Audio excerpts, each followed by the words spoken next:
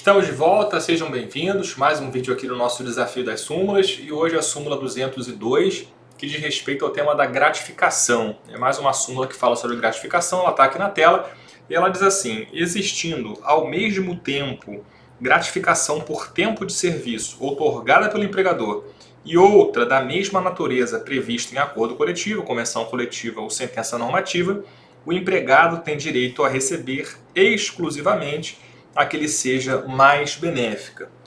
Bom, sempre que a gente pensa no tema de gratificações, a gente tem que lembrar do artigo 457 da CLT, especialmente o parágrafo 1º, tá? Eu vou colocar esse dispositivo aqui na descrição do vídeo para vocês poderem acompanhar depois. Esse dispositivo ele foi introduzido, foi modificado com a reforma trabalhista, a Lei 13.467, e é um dispositivo que a gente pode dizer que é um pouco polêmico, é um pouco controverso, porque esse dispositivo menciona que as gratificações legais, então as gratificações legais integram o salário, né? É isso que diz o dispositivo, né? Junto lá com as gorjetas, por exemplo, né? Ou melhor, junto com as comissões, perdão, isso está no dispositivo. Mas o que interessa aqui para nós são as gratificações legais, né? Que de acordo com o dispositivo integram o salário. E a partir desse dispositivo, né, em tese, poderia ser construída aqui uma interpretação a contrário sensu, né, para dizer aqui o seguinte, né, para dizer o seguinte: olha, se a gratificação legal, de acordo com o texto da lei que está aqui, né, ela integra o salário, então a gratificação ajustada, quer dizer, a gratificação meramente contratual, que não está prevista na lei, ela, a contrário sensu, portanto, não integraria o salário. Tá? Essa interpretação até seria possível, né? Mas não parece a mais correta. Não parece a mais correta porque a gente sabe que o direito do trabalho, claro, ele vai ser regido pelo princípio da primazia da realidade sobre a forma. Tá? E a gente sabe que o salário ele tem um efeito expansivo, uma força expansiva, né? Alguns falam aí de efeito circular, expansivo dos salários, como diz o Maurício Godinho Delgado, por exemplo.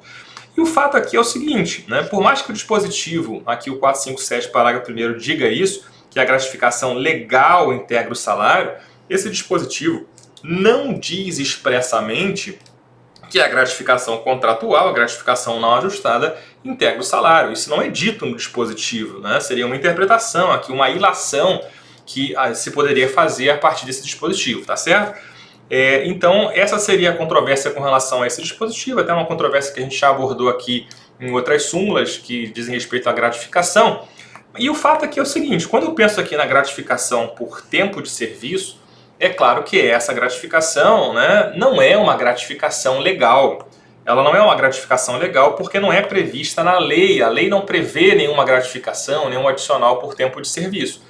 Então, a gratificação por tempo de serviço ela pode ser prevista no contrato de trabalho, né, seja no contrato originário, ou seja, eventualmente, no aditivo contratual. Né, ela pode ser paga também de forma tácita, né, um pagamento, portanto, habitual, mesmo sem um contrato prevendo, né, e nos dois casos aqui eu teria uma natureza contratual dessa gratificação, ou então eu posso ter também uma origem normativa, que seria justamente o caso de uma norma coletiva, né, um acordo coletivo, uma convenção coletiva ou uma sentença normativa prevendo uma gratificação adicional por tempo de serviço, tá certo? Me parece que se essa parcela for paga, né, de forma habitual, isso aqui vai ser salário, tá? Vai ser salário, mesmo não sendo uma gratificação legal, né? A interpretação que a gente fez aqui do 457, parágrafo 1º, isso aqui vai se integrar sim ao salário. Faz parte do salário porque é um ganho habitual do empregado, né, como contraprestação do serviço, como contraprestação do trabalho. Tá? Então, em princípio, né, ressalvadas situações específicas, aí vai se integrar ao salário. É claro que se essa gratificação do tempo de serviço for prevista numa norma coletiva, num ACT, numa CCT ou numa sentença normativa, é claro que a norma coletiva ela poderia excluir esse caráter salarial e dizer, não, vai ser devido uma gratificação por tempo de serviço, um adicional por tempo de serviço, sem natureza salarial. A norma coletiva, a meu ver, sim, poderia fazer isso. Agora, o contrato de trabalho não poderia tirar, a meu ver, aqui a natureza salarial dessa parcela. Maravilha? Bom, e o fato aqui é o seguinte: o ponto central da súmula nem é esse. O ponto central da súmula é dizer o seguinte, olha, então eu posso ter uma base contratual, né, ou eu posso ter uma base normativa para essa parcela gratificação por tempo de serviço.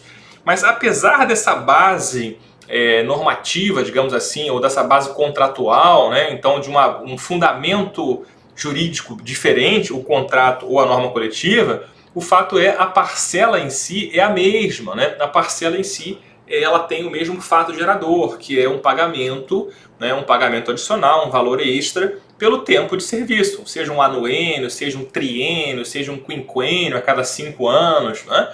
Então, para valorizar aquele empregado que fica mais tempo na empresa, até parece uma parcela justa, né? Parece algo natural e justo. E aí, portanto, o que a súmula está querendo prever é justamente que, olha, se eu tenho então dois fundamentos, se eu tenho a gratificação do tempo de serviço prevista no contrato, né, seja expressamente, seja tacitamente, ou eu tenho também numa base normativa, o empregado não vai poder cumular as duas, né, já que a parcela em si é a mesma. Ainda que eventualmente uma das normas preveja a figura do anuênio, por exemplo, né, então a gratificação a cada ano, e a outra norma, digamos a norma coletiva, preveja o triênio ou o quinquênio, quer dizer, uma base diferente, né? Mas a essência aqui da parcela é a mesma, não deixa de ser uma gratificação por tempo de serviço. E aí, nesse caso, o empregado, então, ele vai ter que optar por aquela que seja mais benéfica. Ele vai receber exclusivamente essa parcela. Ele não pode acumular, por exemplo, o anuênio previsto no contrato com o triênio ou quinquênio previsto na norma coletiva, ou vice-versa, ou então o anuênio com anuênio, triênio com triênio e assim vai. Vocês entenderam o que eu estou dizendo aqui, tá certo? Então é justamente essa situação aqui, ele vai optar, né? E até aqui a gente poderia fazer uma analogia com uma outra súmula, uma referência, né? Que não seria uma analogia exatamente, mas uma referência a uma outra súmula que a gente já estudou, que é a súmula 51, que fala com relação ao regulamento de empresa.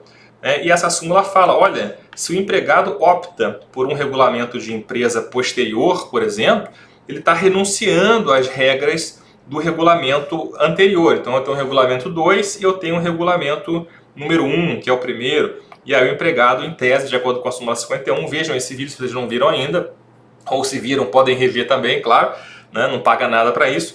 E aí, então, no caso, o empregado ele poderia renunciar ao regulamento 1 para optar pelo regulamento 2. É algo semelhante ao que acontece aqui na súmula 202, porque o empregado ele renunciaria, ainda que temporariamente, né? Ele pode renunciar, por exemplo, enquanto a norma coletiva estiver em vigor, né?